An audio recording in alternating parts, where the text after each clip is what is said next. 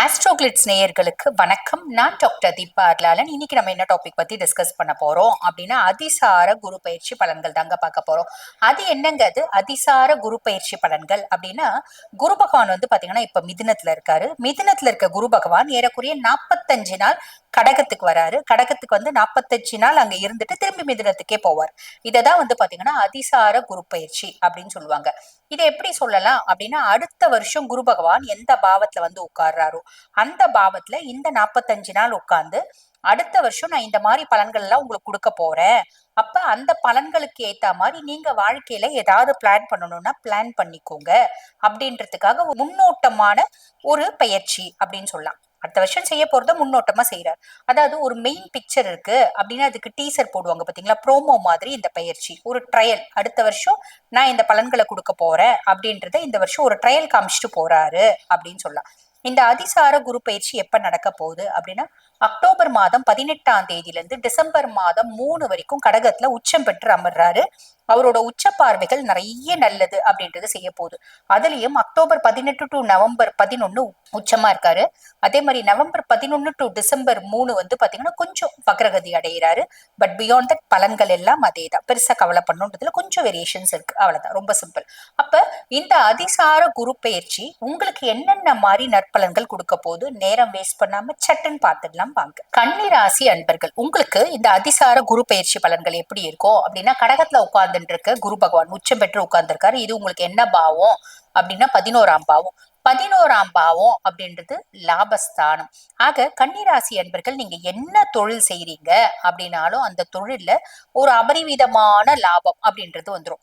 For example, நீங்க ஒரு man power services வச்சு நடத்துறீங்க அப்படின்னாலும், ஒரு இந்த டாக்ஸ், இந்த பெட்ஸ் வந்து பாத்தீங்கன்னா ஒரு சென்டர் வச்சு நடத்துறீங்க, பெட்ஸை வளர்த்து அதை வந்து பாத்தீங்கன்னா வியாபாரம் பண்றது, இந்த மாதிரி வச்சு நடத்துறீங்க அப்படின்னாலோ, இல்ல வந்து பாத்தீங்கன்னா ஒரு சின்ன லெவல்ல பேக்கரி வச்சு நடத்துறீங்க அப்படின்னாலும், ஒரு சின்ன லெவல்ல ஒரு டிஜிட்டல் மீடியா ஒரு சேனல் வச்சு நடத்துறீங்க அப்படின்னாலும், நீங்க எந்த அளவுக்கு ஹார்ட் ஒர்க் பண்றீங்களோ அந்த அளவுக்கு வந்து பாத்தீங்கன்னா உங்களுக்கு ஒரு நல்ல ப்ராஃபிட் அப்படின்றத சாலிடா குரு பகவான் கொடுத்துருவாரு. அது எந்த விதமான டவுட்டும் வேண்டாம். இப்போ ஒரு சிலருக்கு சந்தேகம் வரும், கன்னி குரு வந்து பாத்தீங்கன்னா பெருசா நட்பு கிரகம் கிடையாதுங்களேங்க, அவர் வந்து நல்லது கொடுத்துருவாரா அப்படின்னா சாலிடா நல்லது கொடுப்பார், பகை கிரகமா இருந்தாலும். ஏன் அப்படின்னா, என்ன பாவத்துல குரு பகவான் வந்து உட்கார்றாரு அந்த பாவத்துக்கான வேலையை கரெக்டா செஞ்சுடுவாங்க. சோ அதை பத்தி கவலைப்பட வேண்டாம், ஃபர்ஸ்ட் விஷயம். ரெண்டாவது விஷயம், 11ஆம் பாவம் அப்படின்றது நம்மளோட மூத்த சகோதர சகோதரிகளையும் குறிக்கக்கூடிய பாவம் அப்படின்றதுனால, நமக்கு நம்மளோட மூத்த சகோதர சகோதரிகள்னால ஒரு ஆதாயம், நற்செய்தி, அவங்களோட ஒரு நல்ல இணக்கம், நல்ல உறவு அப்படின்றது மெயின்டைன் ஆகும். இது ஒரு பெரிய பிளஸ். அவங்களாம் எங்களை விட்டு பிரிஞ்சு 10 வருஷம் 8 வருஷம் ஆயிடுச்சுங்க, கவலைப்படாதீங்க. இந்த காலகட்டத்துல அவங்க வந்து உங்க கூட இணங்கி இணைந்து உறவாடக்கூடிய காலகட்டம் அப்படின்னு சொல்லலாம். பொதுவா குரு பகவான் வந்து பாத்தீங்கன்னா உங்களுக்கு லாட் ஆஃப் 4 and 7, அதாவது சுக தாயார் ஸ்தானத்துக்கும் அவன் தான் அதிபன், கலத்திரஸ்தானத்துக்கும் அவன் தான் அதிபன். அப்ப சுகாதிபதி லாபாதிபதியா வரும்போது என்னென்ன மாதிரி நற்பலன்களை கொடுப்பாரு அப்படின்றத சொன்னேன். அதுக்கும் மேல குருனோட உச்ச பார்வை 3, 5, 7 3ஆம் பாவத்தை பாக்குறான். இளைய சகோதர தைரியஸ்தானத்தை குரு பகவான் பாக்குறான். அப்படின்னும் போது கண்ணி உங்களுக்குள்ள இருக்க தைரியமும் தன்னம்பிக்கையும் அதிகமாகும். அக்கா அண்ணன் எப்படி சப்போர்ட்டா இருப்பாங்களோ அந்த மாதிரி தம்பி தங்கச்சிகளும் ஃபுல் சப்போர்ட்டா இருப்பாங்க, நல்ல மாரல் சப்போர்ட்டா இருப்பாங்க அப்படின்னு சொல்லலாம். மனைவி கணவன், இப்ப நீங்க கன்னி ராசி ஜென்னா இருக்கீங்கன்னா உங்க மனைவியும் சப்போர்ட்டா இருப்பாங்க.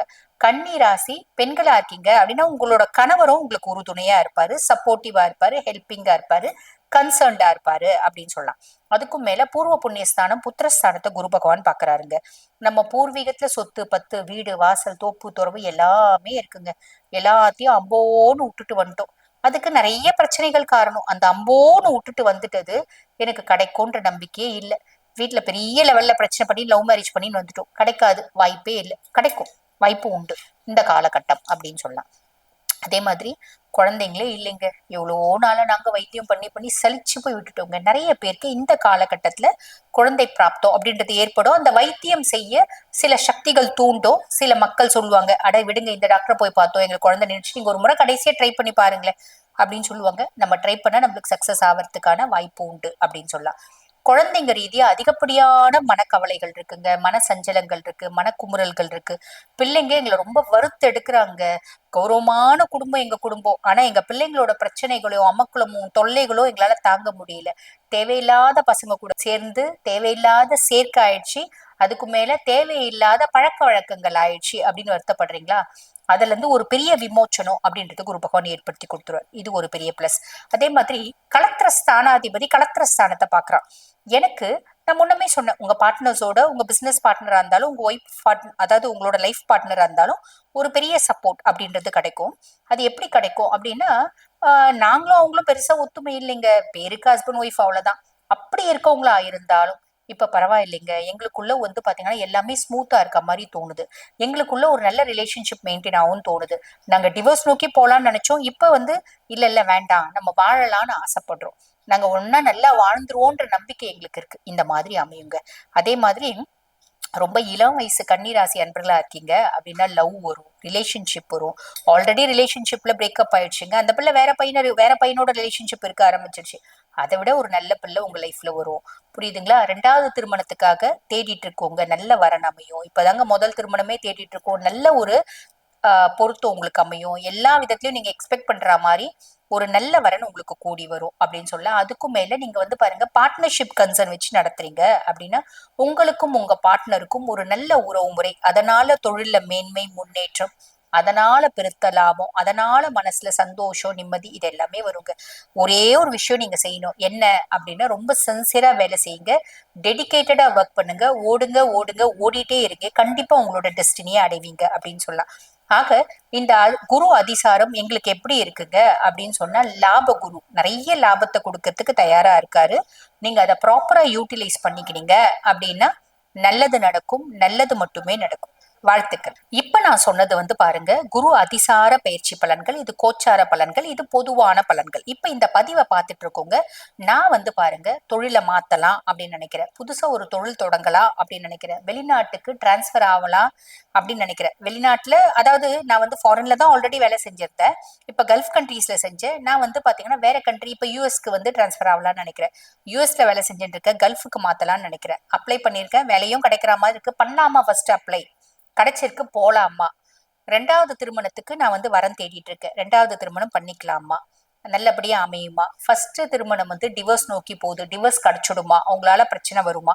இந்த மாதிரி பல queries உங்களுக்கு இருக்கும் இல்லைங்களா? அந்த பல பிரச்சனைகளுக்கு தீர்வு என் ஜாதகம் தான், இல்லையா? அப்ப அந்த ஜாதகத்தை நாங்க அனலைஸ் பண்ணிக்கணும் அப்படின்னு விருப்பப்பட்டீங்கன்னா, நான் பேசிட்டு இருக்கும்போது என்னோட வாட்ஸ்அப் நம்பர் டிஸ்பிளேல கொடுத்துருப்பாங்க, அந்த வாட்ஸ்அப் நம்பருக்கு கால் பண்ணி அப்பாயின்மெண்ட் ஃபிக்ஸ் பண்ணி என்கிட்ட பேசிக்கலாம். தேங்க்யூ.